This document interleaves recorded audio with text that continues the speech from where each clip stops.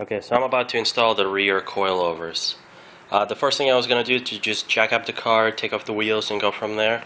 But then I remember one of the members on Scion Life said that it's really hard to take off these nuts right here. So I want to loosen them up while on the ground.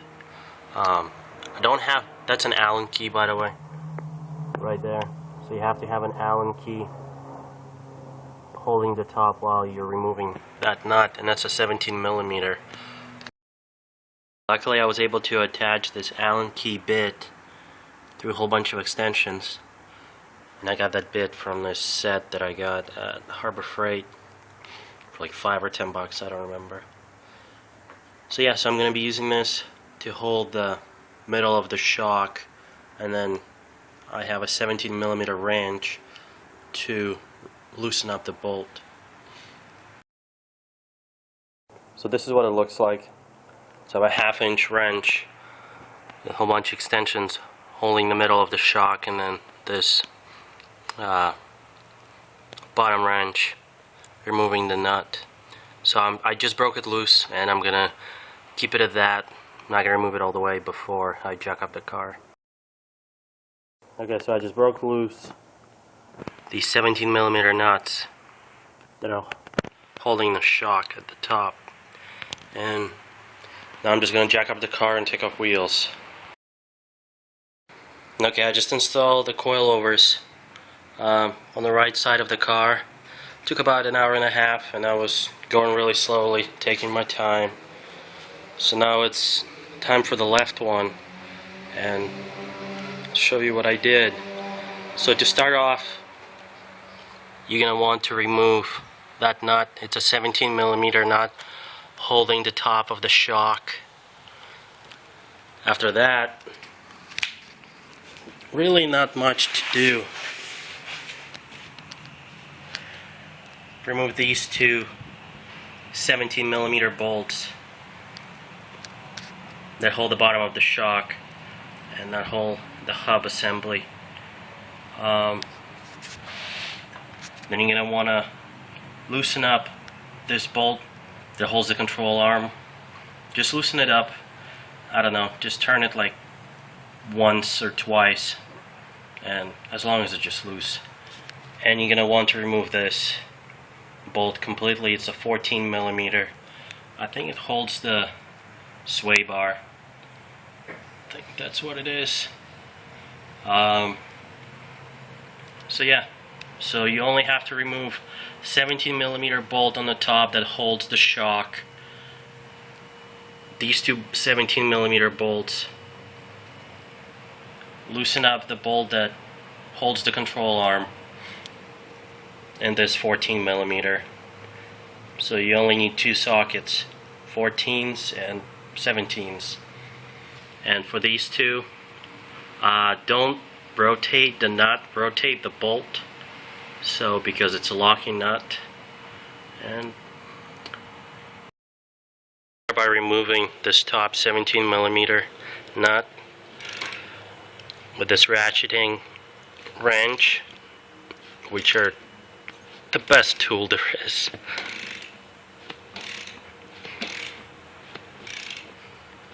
And then I'll post the size of that Allen wrench that you have to use.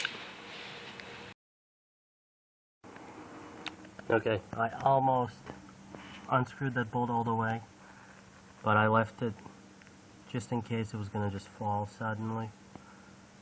So, and I went to break the bolts loose, so I'm using a breaker bar to undo these two bolts right now.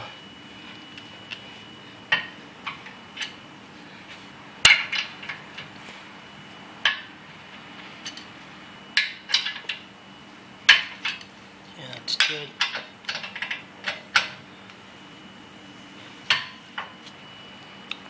So now I'm just going to use a ratchet to remove the nuts from the other side, and then I'm going to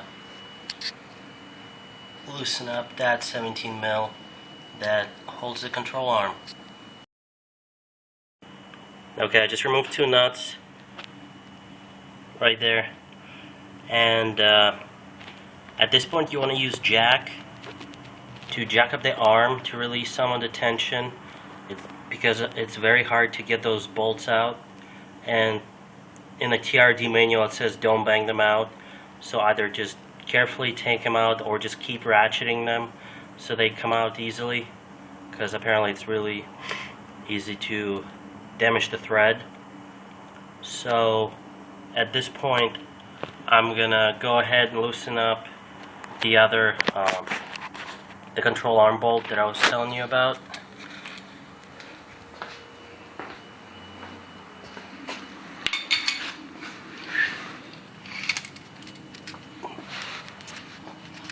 So it's this bolt right here. This is the arm.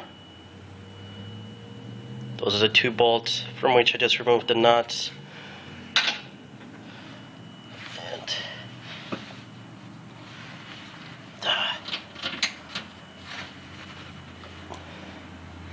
okay, I need a breaker bar for this.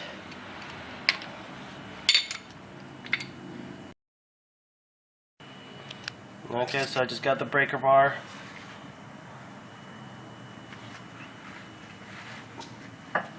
And that's a lot easier.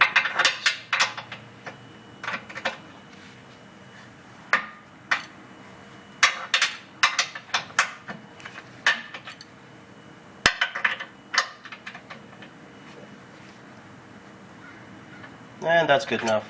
Probably turned it like 1 revolution, 1.5. So now I'm gonna take off this 14mm, and those ratcheting wrenches are extremely helpful in this kind of situation when this bolt is so long. Or you can use a deep socket, of course. So after I loosened up the control arm bolt, I'm gonna take off this 14mm.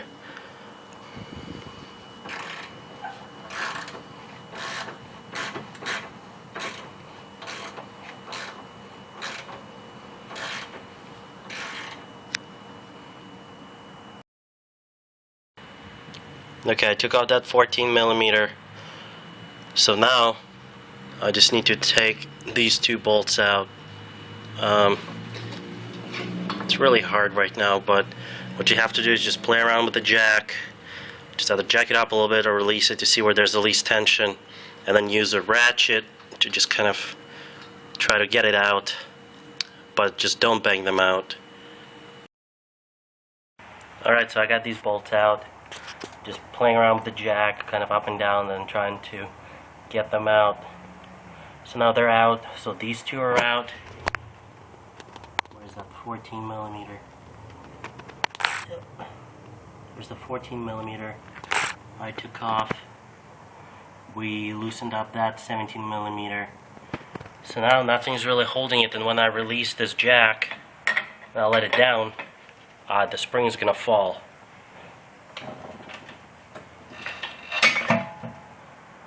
Okay. So just remove the spring. And as I mentioned, the shock is held in place just barely at the top. So now you kind of have to hug the rear fender. So with one arm you're going to hold the shock, and then with the other you're going to try to take off that bolt in the top. Try not to just, so it doesn't fall and then potentially damage the brake lines. So yeah, it's kind of awkward. It'll be easier if you had a friend for help, but it is what it is. Okay, so I took the shock out. So there's that bolt that was holding it up. And then there's 2 washers, I guess. There's a metal one, and then there's a rubber one. It looks like they're supposed to stay here, so I'm keeping them. So that's from the stock setup. So we're going to keeping everything that's at the top. On the shock itself,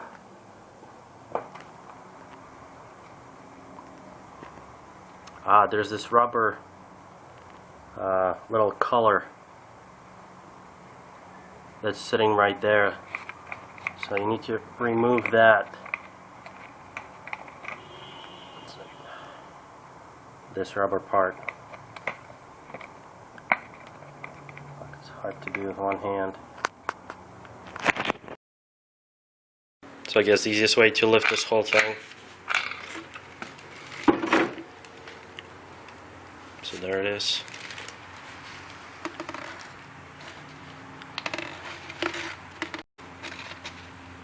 That's the thing you want.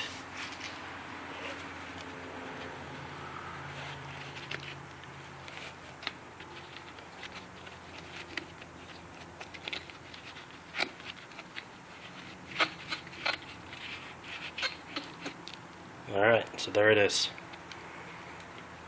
So you're going to keep that rubber washer and the metal washer at the top, and then you're going to take this off and put it on the new shock.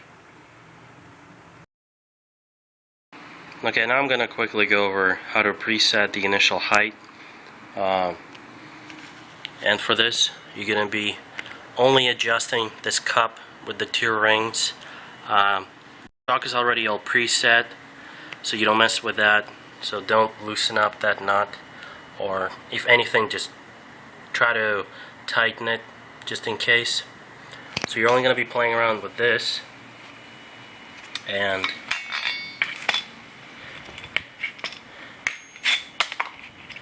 so there's the 2 nuts. So for initial height, because I want to see what is the max height, you just bring it all the way to the top, and I'll show you where the max safest height is. So here's the max safest height, and the way to tell is after you bring up the nuts, you put this washer, this plastic washer that goes in between the nuts and the spring. So like this. You want to have the nuts in the position where after you put the plastic washer on, there's probably a couple millimeters of thread showing. So that's kind of the tallest. It's kind of blurry. So like this. So and after you found the desired height, or in this case, it's the max